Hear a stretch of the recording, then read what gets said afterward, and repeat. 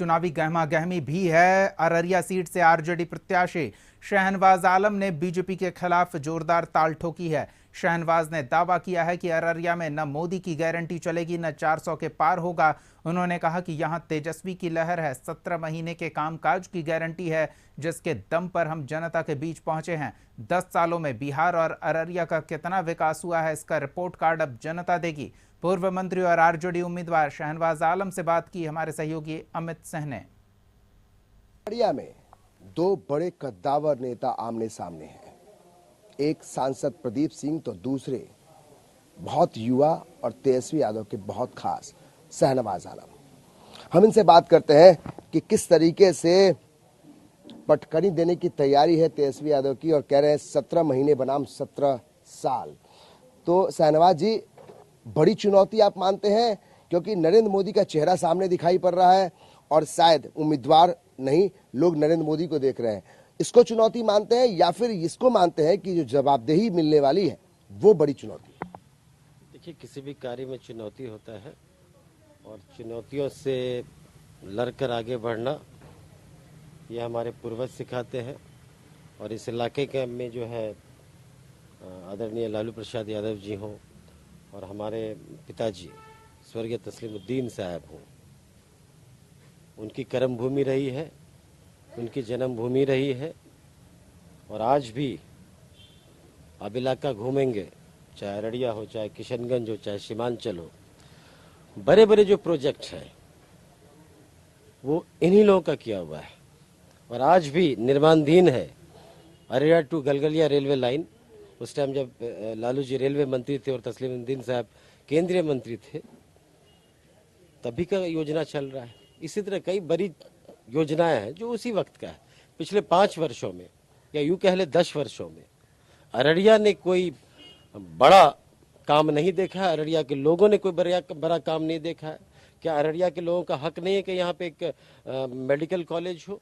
ये सीमांचल का इलाका है, बाढ़ग्रस्त एरिया है, बाढ़ सबसे बड़ी समस्या है, नदियों में समाया हुआ ये जिला है, नेपाल से पानी आता है, 3 दिन 4 दिन फ्लैश फ्लड के रूप में आता है और त्रासदी लाता है। और किसान जो है उनका फसल क्षति होता है, छोटे कारोबारियों का सारा जो है कारोबार नष्ट हो जाता है, लोगों के जमीन जो है नदी में विलीन हो जाते हैं। लेकिन आज तक पिछले 10 वर्षों में और क्या कहते हैं पिछले 17 वर्षों में और 17 महीना छोड़ दें, लेकिन आज तक कोई बाढ़ का स्थायी निदान नहीं हुआ है। पलायन जिसके कारण सबसे बड़ी समस्या है। कृषि आधारित हमारे यहाँ उद्योग लग सकता है, जो कि इन जिलों में पिछले 10 वर्षों में नदारत है। जिला जो है पिछले 10 सालों में कई सदियां पीछे चली गई है। अररिया के लोगों ने ठाना है और परिवर्तन इस बार अररिया में होके रहेगा। तब भी लोग कहते हैं कि मोदी की गारंटी है, 10 सालों में जो उन्होंने विकास किया है उसको लेकर वो जनता के बीच में जा रहे हैं। फिर 400 पार का दावा जो कर रहे हैं, किस आधार पे कर रही है? गारंटी अच्छी बात है, कौन किसका गारंटी लेता है नहीं लेता है, लेकिन हमको तो गारंटी चाहिए, क्या कहते हैं, सीमांचल को स्थायी बाढ़ से निदान दिला दे। हमको गारंटी चाहिए पलायन रोक दे। हमको गारंटी चाहिए रोजगार का। हमको गारंटी चाहिए उद्योग कल कारखाने का, जो कि आप पिछले 10 वर्षों में करने में नाकाम रहे।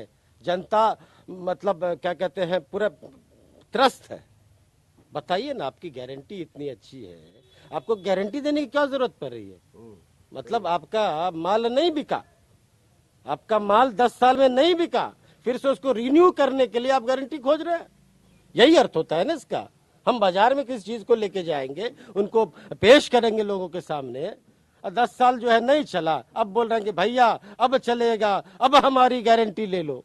तो ये अपने आप में हास्पद है। जो सांसद ने किया या फिर 10 सालों में नरेंद्र मोदी ने क्या किया, उनके शासनकाल में क्या कुछ हुआ, आप बात कर रहे हैं 17 महीने की, तो क्या जनता 17 महीने को लेकर विश्वास करके आपको चुनेगी?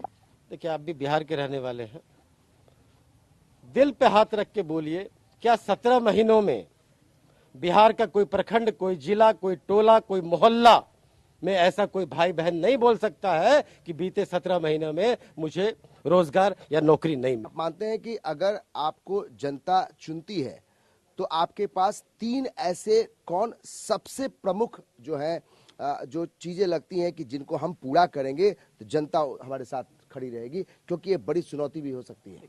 जाहिर सी बात है, जब आपको 20 लोग का प्रतिनिधित्व करते हैं, अररिया के लगभग मतदाताओं की संख्या 20 लाख है, इसी के आसपास है, और जब इतने लोगों का आपका प्रतिनिधित्व करते हैं, आपका दायित्व, आपका चुनौती, आपका फर्ज, आपका कर्तव्य बढ़ता है। लेकिन मैं आपके माध्यम से अररिया के मतदाताओं को आश्वस्त करना चाहता हूं कि जो भी मेरा कर्तव्य होगा, निर्वहन होगा, उसको मैं पूरी ईमानदारी के साथ निर्वहन करने का प्रयास करूंगा, और साथ ही साथ मेरा प्रयास होगा एक अररिया में अच्छा मेडिकल कॉलेज हो। बहुत बहुत बात करने के लिए आपका शुक्रिया।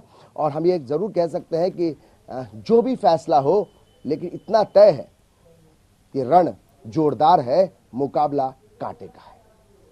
कैमरा पर्सन फिरोज के साथ अमित कुमार सिंह, कशिश न्यूज, अररिया।